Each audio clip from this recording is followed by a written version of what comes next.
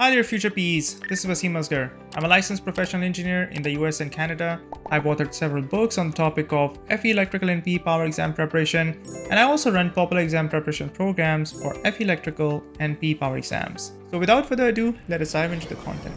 From a practical standpoint, if we were to put some quick numbers and see why the utility asks us to provide to keep a good power factor, then let us assume that we are operating at 480 volts line to line voltage. And if we have a 50-50 split between the real power and reactive power, that is, we are asking the utility to provide large Q and large P, then you can see the amount of line current that we will have will be 141 kVA divided by square root 3 times 480. Can somebody do this quick calculation for me? And then for this one, it will be 125 kVA. If we have 100 kW and we reduce the kVARs, the total kVA, which is basically 100 square plus 75 square root, this is 125. The line current will be equal to this divided by 480.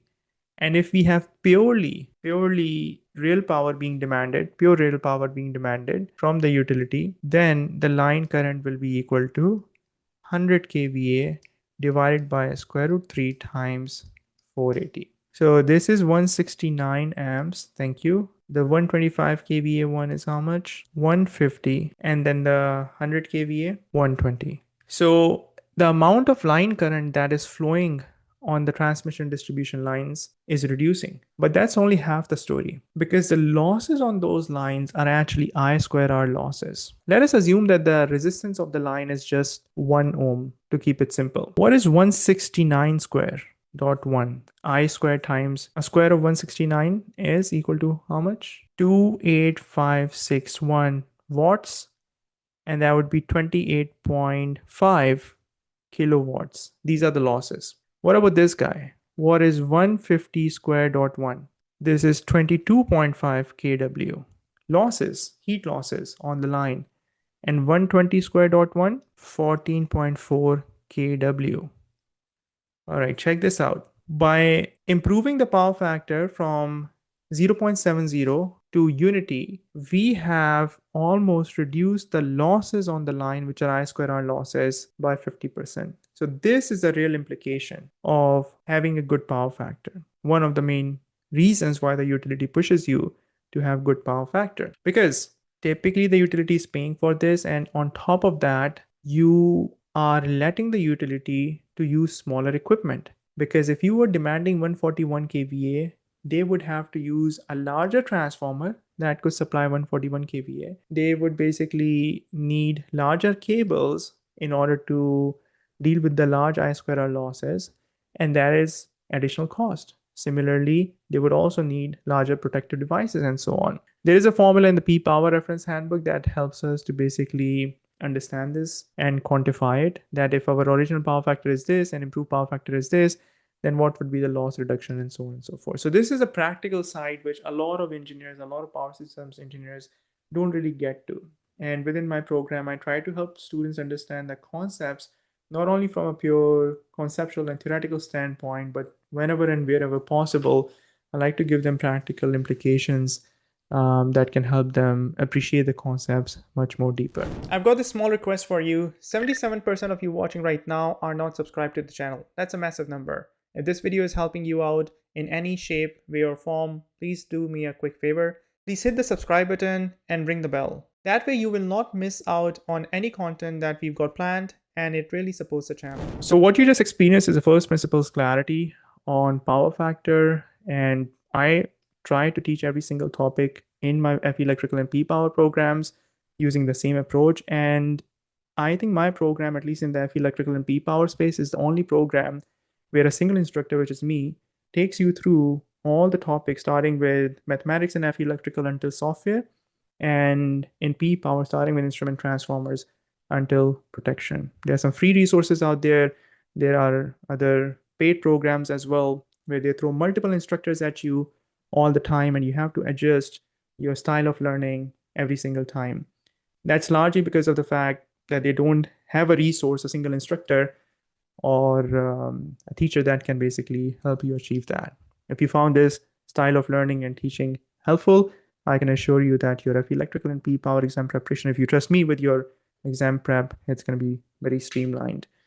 In terms of the resources that I have to offer for the FE Electrical and Computer Exam Preparation Program, I have an on-demand course that contains 250 plus lectures, 100 quizzes, 17-time mini exams, requires about 120 to 160 hours of preparation. I also have a study guide on Amazon, the highest rated book in its category, and then I have computer simulated practice exams in the program, and I run live training sessions 3 times a year. As far as the PE Power exam preparation is concerned, it's the same formula, the same approach. I have the core foundation in the form of the on-demand self-study program, 150 lectures, 100 quizzes, 13 mini exams. The study guide for PE Power is one of the highest books on Amazon.